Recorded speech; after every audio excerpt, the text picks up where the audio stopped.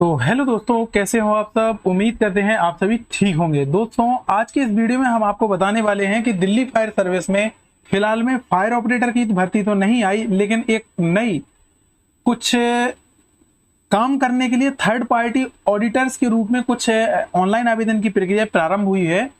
उसमें भी आपको आप यहाँ पर परमानेंट तो नहीं लेकिन कुछ समय के लिए या एक रूप से लगभग यही कहें कि जब तक ये काम चलेगा भाई, जहां तक है ऑडिट का काम तो हमेशा चलता ही रहेगा। तो इस तरीके से कुछ क्वालिफिकेशन यदि आपके पास है तो इसके लिए भी आप आवेदन कर सकते हैं। फिलहाल इसकी आवेदन कैसे करने हैं, क्या प्रोसेस रहने वाली है, किस चीज के लिए ये वैकेंसी आई है, मतलब आप किस पोस्ट के लिए आप यहाँ पर एलिजिबल होंगे, क्या क्या क्वालिफिकेशन आपके पास होनी चाहिए कि आप आवेदन कर पाए। आवेदन आपको ऑनलाइन करना है या ऑफलाइन, इन सभी बातों को अभी हम डिस्कस करने वाले हैं। तो नमस्कार, मेरा नाम नीरज वर्मा है और आप हमसे काफी टाइम से जुड़े भी होंगे। फिलहाल देखने को यही मिलता है कि आप लोगों को जानकारी तो देते हैं लेकिन वीडियो को लाइक आप लोग नहीं करते हैं। सो आप लोगों से यही अनुरोध है कि अगर आप वीडियो को लाइक और चैनल को सब्सक्राइब करेंगे तो आपका सकारात्मक सहयोग मुझे समय समय पर मिलता रहेगा और मैं आप लोगों के लिए दिल्ली फायर से रिलेटेड इसी प्रकार की जानकारी प्रोवाइड कराता रहूंगा। चलिए, तो ये नोटिफिकेशन आपने सबसे पहले देखा कि दिल्ली फायर सर्विस के द्वारा जारी किया गया है। मुख्यालय जो है आपको पता ही है, दिल्ली फायर सर्विस का मुख्यालय कनॉट प्लेस पर है। यहाँ पर देखिए एक मेन पॉइंट क्या है, दिल्ली फायर सर्विस के प्रधान निर्देशक के पास योग्य third party auditors, fire service auditor third party के तौर पर रजिस्ट्रेशन और इम्पैनलमेंट के लिए आवेदन आमंत्रित किए जाते हैं। ये क्या है, इसको समझते हैं आसान रूप से।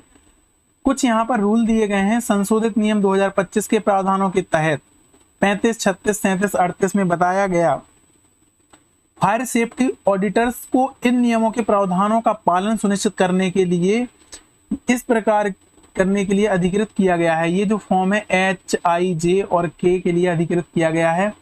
देखिए इसमें लिखा हुआ है योग्य और सक्षम व्यक्तियों के समूह या कंपनियों को सूचित किया जाता है कि वे फायर सेफ्टी ऑडिटर्स के रूप में काम करने के लिए पंजीकरण पैनल में शामिल होने हेतु यू फार्म, जो कि आपका इस वेबसाइट पर है, सभी जरूरी और अनिवार्य दस्तावेजों के साथ प्रधान निर्देशक दिल्ली फायर सर्विस को ईमेल, जो कि आपको ईमेल, ये जो आपकी ईमेल है director.dl@nic.in पर आवेदन करना है। आवेदन को विशिष्ट रूप में लिखना होगा, रूप से लिखें दिल्ली फायर सर्विस संशोधन के नियम इतने के तहत फायर सेफ्टी ऑडिटर के रूप में पंजीकरण पैनल में शामिल होने के लिए आवेदन, ये आपको उस पर लिखना होगा।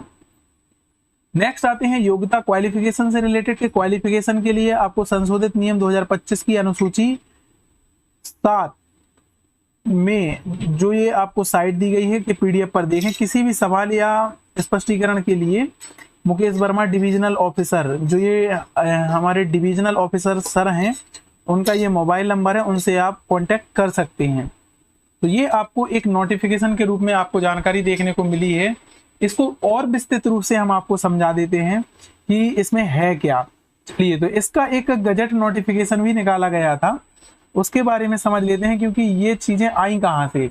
तो देखिए इसी तरीके से जैसे ही आप लोग कुछ लोग कंफ्यूज हैं कि दिल्ली फायर सर्विस के रूल चेंज हुए हैं या नहीं हुए हैं, तो जैसे ही रूल चेंज होंगे तो कुछ इसी तरीके का एक नोटिफिकेशन आपके लिए भी निकाला जाएगा कि भाई क्वालिफिकेशन में ये बदलाव हुआ है, हाइट में ये बदलाव हुआ है ना, रिटन एग्जाम में ये बदलाव हुआ है। अब आपका रिटन एग्जाम होगा और ड्राइविंग टेस्ट होगा, फिजिकल भी होगा, लेकिन उसके नंबर नहीं ऐड होंगे, केवल और केवल रिटन एग्जाम के बेस पर होगा। तो इस तरीके से जब भी बदलाव होंगे तो कुछ इसी तरीके का नोटिफिकेशन आपको गजट नोटिफिकेशन देखने को मिलेगा, जो कि दिल्ली सरकार के द्वारा जारी किया जाता है। देखिए ये डीएफएस मुख्यालय के लिए जारी किया गया है। फिलहाल तो ये हमारा ऑडिटर्स जो नोटिफिकेशन हमने पहले दिखाया उससे रिलेटेड है।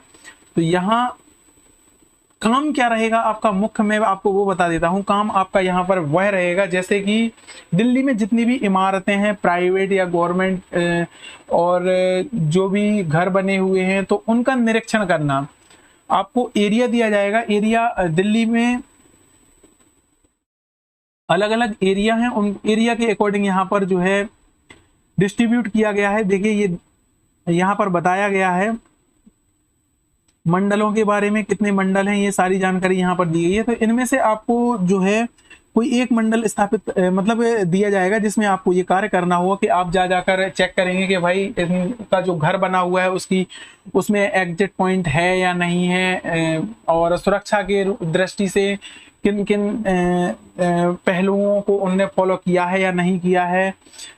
इनके छोटी मोटी फायर होती है तो क्या फायर एग्जीक्यूटर रखे हुए हैं या नहीं है, कोई कोचिंग हो गई है ना, या कोई दुकान हो गई या कोई मॉल हो गया, इस तरीके से इन जगहों पे जाकर आपको जो है ऑडिट करना पड़ेगा।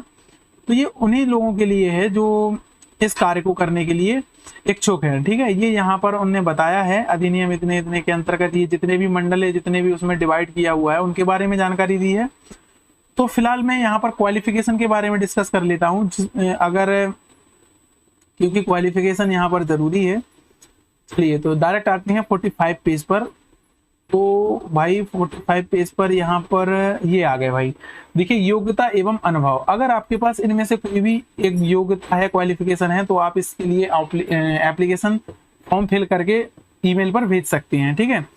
अग्नि और सुरक्षा ऑडिटर का स्तर, देखो स्तर 1, अगर आप स्तर 1 वाले में अप्लाई करते हैं तो यहाँ पर आपकी क्वालिफिकेशन किसी मान्यता प्राप्त संस्था से बीई या बीटेक अग्नि या अग्नि सुरक्षा की डिग्री ये होनी चाहिए, या फिर आपने किसी भी विश्वविद्यालय से स्नातक मतलब ग्रेजुएशन की हो, लेकिन साथ में आपके पास सब ऑफिसर का वो होना चाहिए। यहाँ पर अनुभव के बारे में बताया है, या आपके पास इनमें से कोई भी एक चीज हो, जैसे कि आपने सिविल या मैकेनिकल से जो है क्वालिफिकेशन आपने अगर की है तो ये आप इसमें भी अप्लाई कर सकते हैं, ठीक है।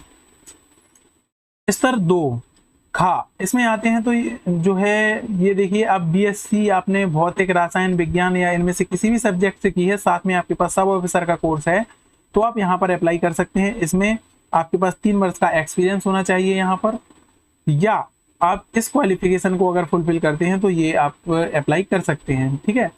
नेक्स्ट आते हैं हमारे तीसरे नंबर में। तो तीसरे नंबर में आप देखेंगे यहाँ पर बीई या बीटेक आपके पास अग्नि मतलब कि अग्नि सुरक्षा से रिलेटेड आपके पास बीई बीटेक है तो आप इसमें अप्लाई कर सकते हैं, या फिर आपके पास बीएससी है भौतिक रसायन विज्ञान के साथ, और साथ में आपके पास डिविजनल ऑफिसर का पाठ्यक्रम एनएफएससी, डिविजनल ऑफिसर मतलब कि डीओ कोर्स आपके पास यदि है एनएफएससी नागपुर के द्वारा, तब भी आप इसमें अप्लाई कर सकते हैं। यहाँ पर आपके पास 10 वर्ष का अनुभव होना चाहिए।